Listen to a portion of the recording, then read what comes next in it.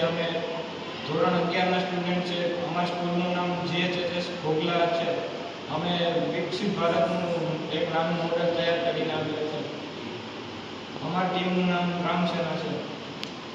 આ એક પવનચક્કી છે જે આવતા સમયમાં આપણે ખૂબ જ ઉપયોગી લાગશે. જેમ કે આપણે કોલસામાંથી જે વીજળી ઉત્પન્ન થાય છે એ ત્યારના સમયમાં કોલસા બંધ થઈ જશે એટલે વીજળી આમાં પવનચક્કીથી ઉપયોગ થશે. અને આ આપણે વંદે ભારત ટ્રેન છે ત્યારના સમયમાં સોલારથી ચાલતી ટ્રેન હોય છે.